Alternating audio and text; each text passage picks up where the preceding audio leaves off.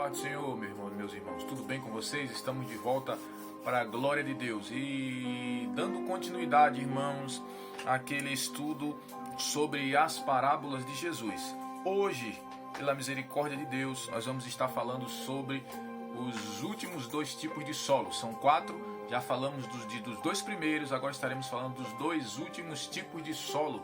Meus irmãos, antes disso, eu quero vos dizer que Jesus Cristo, Ele nos ama de verdade. Deus, Ele nos ama de verdade. Eu sei que talvez você esteja passando por momentos difíceis e muitas vezes talvez você não saiba o que fazer em relação a algum assunto, algum problema que tem ocorrido na sua vida. Mas eu quero te dizer que aquele que criou os céus e a terra, Ele te ama de verdade.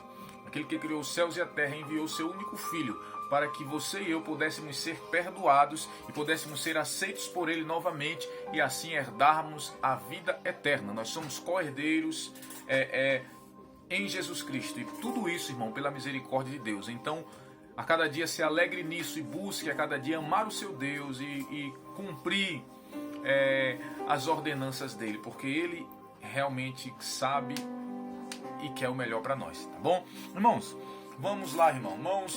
O terceiro tipo de solo vamos ler aqui no livro de Mateus, no capítulo 13, versículo 7.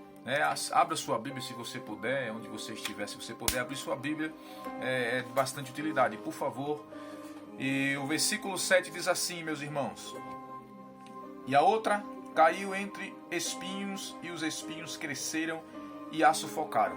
Irmãos, quando nós falamos em semente que cai entre espinhos, nós estamos falando, irmãos, na verdade, de espinhos. De espinhos são plantas plantas espinhosas que crescem ali em meio à plantação. Irmão, quando nós falamos de planta espinhosa, nós estamos falando de ervas daninhas. E essas ervas daninhas, elas têm uma facilidade muito grande, elas crescem muito rápido. Elas crescem mais rápido do que o trigo. Então, sendo assim, meus irmãos, ela vai fazer um mal muito grande para a plantação. Por quê? Porque elas crescendo muito rápido e em grande quantidade, elas vão nada mais, nada menos do que sufocar o trigo que está ali plantado. Ela vai também, irmãos, além de sufocar, ela vai impedir que o trigo ali plantado, que a semente ali plantada receba, em muitos casos, que receba a luz do sol. E isso vai ser, logicamente, muito prejudicial para aquela planta, que no nosso caso aqui, eu acredito que seria o trigo.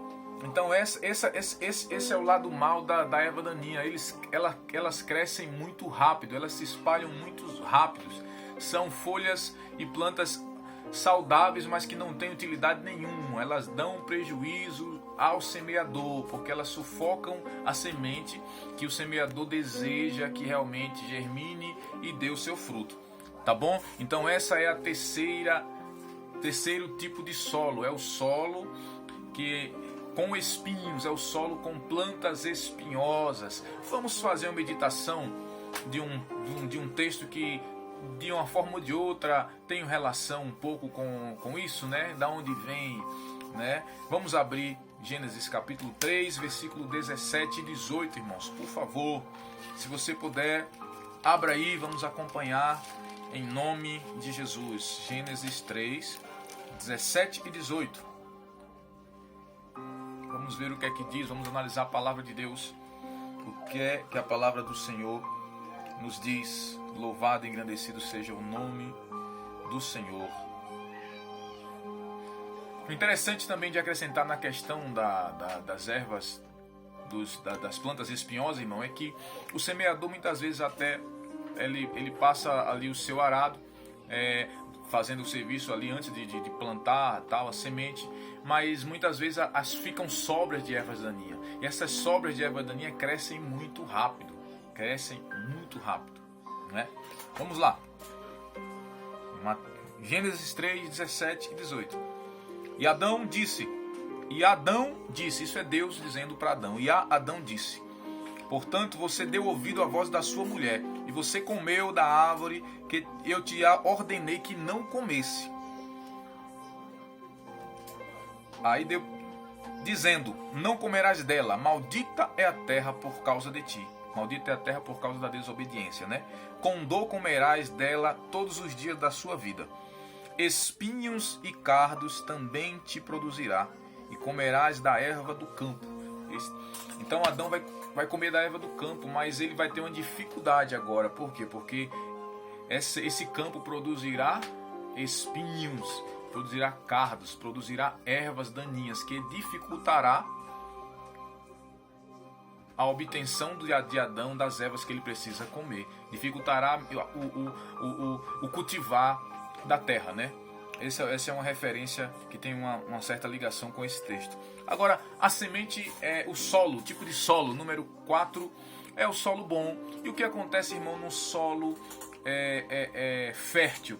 Não é aquele solo que a semente, ela quando penetra nele, ela desce e ela vai ali ter todos os nutrientes, não vai cair na beira do caminho, né? Não vai ser pisoteado, os pássaros não vão ter como roubar essa semente.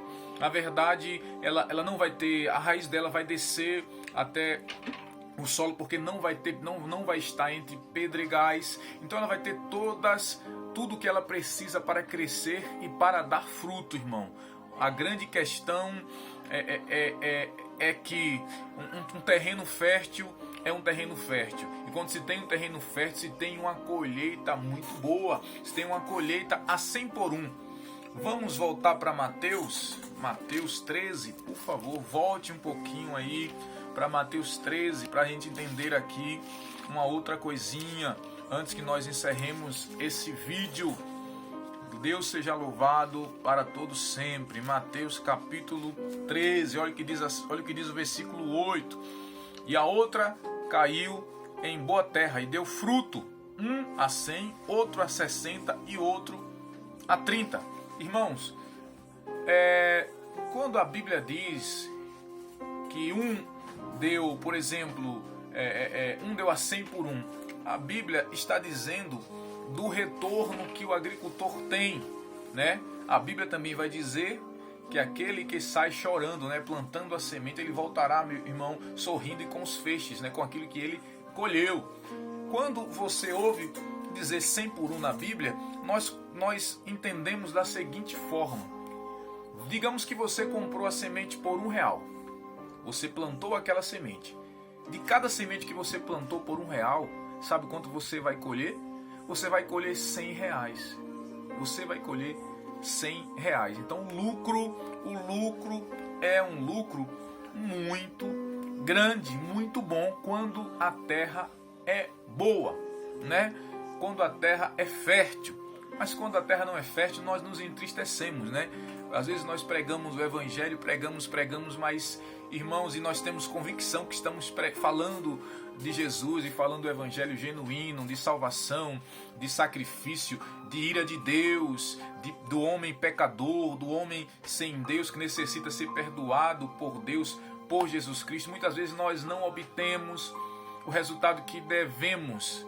Irmãos, muitas vezes é justamente isso, irmão. É a terra, o solo, melhor dizendo, que caiu entre pedregais, caiu à beira do caminho. E esse terceiro tipo de solo a gente precisa comentar, como a gente vai comentar os outros também, porque esses chegam até a dar frutos, mas não são frutos com excelência. Então existe uma observação que a gente vai falar um pouco mais para frente, né? Como eu falei para vocês, a gente vai trazer algumas coisas. Agora a gente vai trazer para um esclarecimento na prática, para nossa vida, onde se enquadra tudo isso que foi falado até aqui, né?